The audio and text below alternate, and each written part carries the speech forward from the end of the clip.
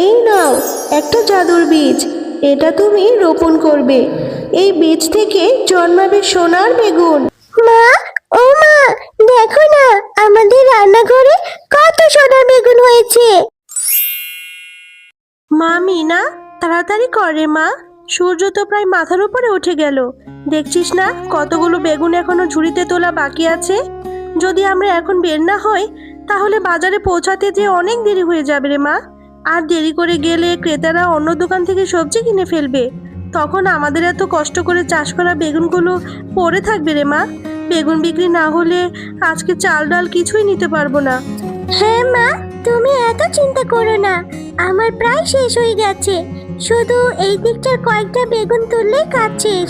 আমি সবগুলো ভালো করে দেখে দেখে তুলেছি, যেন কোনো পচা আবার নষ্ট বেগুন না চাই। এক্ষুনি সব গুছিয়ে ফেলছি মা। হ্যাঁ রে মা, দেখে দেখে যেগুলো পুরো পরিপক্ক হয়েছে, গা চকচকে আর গাঢ় রং বেগুনি হয়েছে, শুধু সেগুলোই তুলিস। কিন্তু অপরিপক্ক বা ছোট ছোট বেগুন তুললে সেগুলো কেউ কিনতে চাইবে না। আচ্ছা ঠিক আছে মা, আমি ভালো করে দেখে নিচ্ছি। যেগুলো শক্ত আর ভারী মনে হচ্ছে শুধু সেগুলোই নিচ্ছি মা। তুমি একদম চিন্তা করো না, আমি সাবধানেই কাজ করছি। হ্যাঁ রে মিনা, সব গোছানো হয়ে গেছে। আমি এখন এই বেগুনগুলো নিয়ে বাজারে চলে যাই। তুই বাড়িতে গিয়ে দরজা ঠিক মতো লাগিয়ে রাখিস। আর শোন, আমি না ফেরা পর্যন্ত কোথাও যাস না, কিন্তু বাইরে বেশি ঘোরাঘুরিও করবি না। আচ্ছা ঠিক আছে মা, তুমি নিশ্চিন্তে যাও, আমি বাড়িতেই থাকবো, কোথাও যাব না।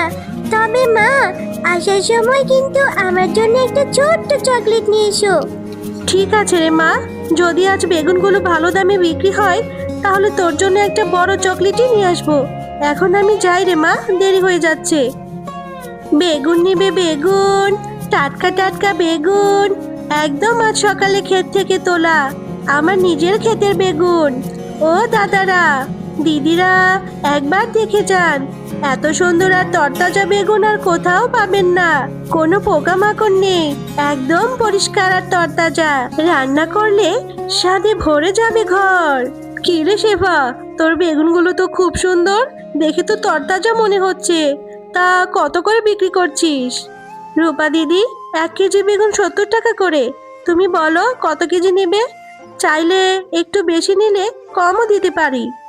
আচ্ছা ঠিক আছে, আগে আমাকে 1 কেজি দে, বাড়িতে গিয়ে দেখি রান্না করে কেমন লাগে। যদি স্বাদ ভালো হয় আর সবাই পছন্দ করে তাহলে আবার এসে আরো নিয়ে যাব। এই নাও দিদি, আমার 1 কেজি বেগুন, ভালো লাগলে আবার আসবে কিন্তু। এইভাবেই একে একে অনেকেই শেফা শিয়ালিনীর কাছ থেকে বেগুন কিনে নিতে থাকে। অন্যদিকে বাঘের দোকান থেকে কেউ কোনো সবজি কিনে না। এত বাজারে গেছে, ফিরতে অনেক দেরি হবে মনে হয়। একা একা ঘরে বসে থাকতে আমার একদমই ভালো লাগছে না, কাজও সব শেষ। আমি বরং বেলিদের সাথে একটু খেলতে যাই, মা আসার আগে আবার বাড়ি ফিরে আসবো।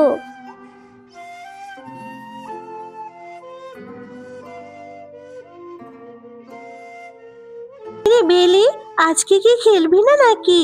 আরে মিনা, খেলবো খেলবো, জানিস আর কয়েকদিন পরে ঈদ। আমি এইবার ঈদে অনেক সুন্দর সুন্দর জামা কিনবো। আমার মা বলেছে আমাকে নতুন ফ্রক, চুড়ি আর জুতো কিনে দেবে। আমাকে তো এবার পরীর মতো লাগবে রে। সত্যি তুই এতগুলো জামা কিনবি? কি ভাগ্য রে তোর। আমিও এবার ঈদে নতুন জামা কিনতে চাই। আমি আজই মাকে বলবো আমাকেও যেন একটি সুন্দর দেখে জামা কিনে দেয়। অবশ্যই বলবি, ঈদে তো নতুন জামা পরতেই হয়। তুই বললে কাকিমা নিশ্চয়ই কিনে দেবে।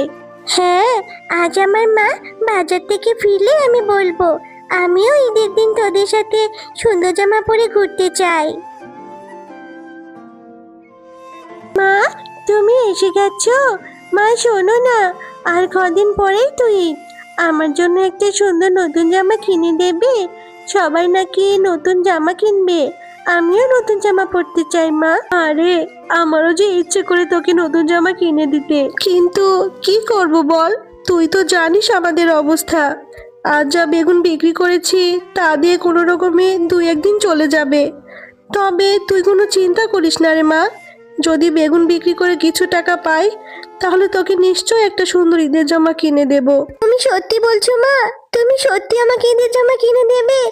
ইয়ে, কি মজা, কি মজা! হ্যাঁ রে মা, সত্যি বলছি। শুনছো গিন্নি, আমার থেকে কেউ সবজি কিনে নেয় না, সবাই ওই শেফার কাছ থেকেই বেগুন কিনে নেয়। এইভাবে চলতে থাকলে তো একদিন আমরা পথে বসে যাব। হ্যাঁ, তুমি তো শুধু এক কথা, তোমার নিজের তো কোনো মরদ নেই। কিছু একটা করো। শোনো, ওর যদি বেগুনই না থাকে তাহলে বিক্রি করবে কি? সুযোগ বুঝে ওর বেগুনগুলো নষ্ট করে দাও, তাহলে দেখবে ক্রেতারা আবার তোমার দোকানেই আসবে। ঠিক বলেছো গিন্নি, তোমার মাথায় তো অনেক বুদ্ধি। আজ রাতেই আমি কিছু একটা করব। রাত হতেই বাঘ চুপি চুপি শেফার খেতে গিয়ে সব বেগুন নষ্ট করে দিল। হাই হাই, হে কি সর্বনাশ! আমার সব বেগুন গাছ কে নষ্ট করলো? আমি কি করে বাজারে যাব? কি করে সংসার চালাবো? তাহলে এখন আমাদের সংসার কিভাবে চলবে? আর আমি ঈদে কি কোনো জামা কিনতে পারবো না মা? জানি না রে মা, এখন আমাদের কি হবে? আমাদের যে এখন না খেয়ে থাকতে হবে। এই সব দেখে মিনার খুব মন খারাপ হলো। সে চুপচাপ জঙ্গলের দিকে চলে গেল, এমন একটা গাছের নিচে বসে কাঁদতে লাগলো। কি-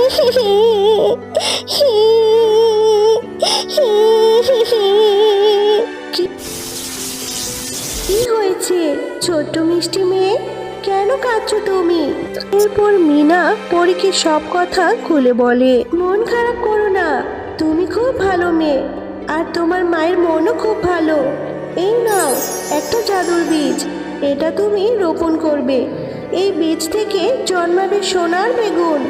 কিন্তু মনে রেখো, কখনো লোভ করবে না। সত্যি বলছো? ধন্যবাদ পরি আন্টি, তোমার এই ঋণ আমি কখনোই ভুলবো না। মা, ও মা, দেখো না আমাদের রান্নাঘরে কত সোনার বেগুন হয়েছে। হ্যাঁ রে মিনা, এটা কিভাবে সম্ভব? এইখানে এত সোনার বেগুন কিভাবে হলো? তুই আমাকে সব খুলে বল তো। এরপর মিনা শেফা শিয়ালিনীকে সব কথা খুলে বলে। হ্যাঁ রে, এবার তো মনে হচ্ছে আল্লাহ এতদিনে আমাদের উপর মুখ তুলে তাকিয়েছে। এবার আর আমাদের কোনো অভাব থাকবে না।